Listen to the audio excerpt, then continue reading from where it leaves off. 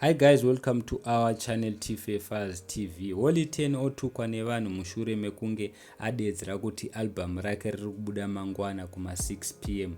Of which guys musakanganwa kuti vanhu vakatsamura kuti Holy 10 akadedzera kuti I regret working with Winky D. Saka inzwa kuti vanhu vanga vachiti kudi. Vamwe vadedzera kuti leader of Sunday school kuma youth takubisa baba. Mumwe munhu akauya akati zvivindi zvipi wakamboti risky life but nezuro chaiye wakapfekedzwa dhuku neZANU-PF. Mumwe munhu akati I am ready for this album, toenda kuHICC tiri 2 my guy. Mumwe munhu akati ichi chablutikwa chisati charira ichi. Mumwe munhu akati you will regret once again, wrong timing. Mumwe munhu akauya akati you still need to grow up mujaya, makapinda chigemu ichi musati maguta sterelike. Mumwe munhu akauya akati ndaimbomira newe chimira wega uri dalcol rebete.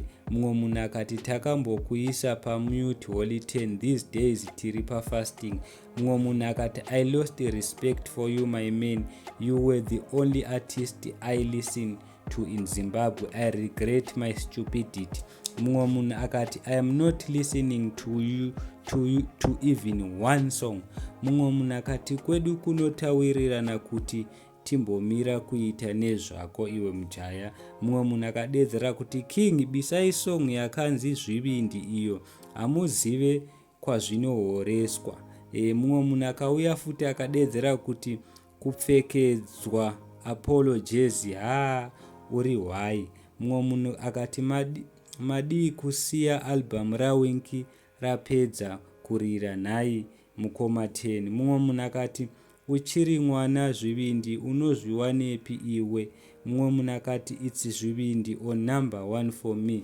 Mumwe munhu akati zvivindi zveiko tibvire kuchitown tiri kushaya mvura apa yakazara muzi musoro rako. Mumwe munhu akati une dzungu. Mumwe munhu akati imagine kurova high grade newe kuhigh school hazvipere mushe. Mumwe munhu akauya akati haiwayo hauchina mafanzi Holy 10 takutoenda kuna Volt JT. Mumwe munhu akauya futi akati makapedzisira kunwa tirini kozi kakuvhunduka kako kanyanya. Mumwe munhu akauya akati wangu udza Facebook ibise top fund budget rangu.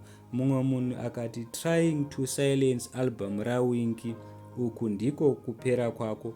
Mumwe munhu akati you need a good manager school kid otherwise uchapera soon. Mumwe munhu akati ucharinzwa wega album rako. Mumwe munhu akati zvamanje manje mayouth hasisina leader. Mumwe munhu akati rema remurume. Mumwe munhu akati leader of youth wemasewage. So guys ndo zvataurwa nevanhu vana kufara vari kudedzera kuti aiwa ngoma dzako aisusu hatichadziteereri, teerera wega. So guys thank you so much, don't forget to subscribe to our channel. Mondiregererawo pachishona guys chinonditi netsei but ndongokutendai nekuteerera zvandenge ndichaura nyange ndisinganyasogoni kunyatsotaura zvakanaka. Asi thank you so much for listening and subscribing and liking. I'm out.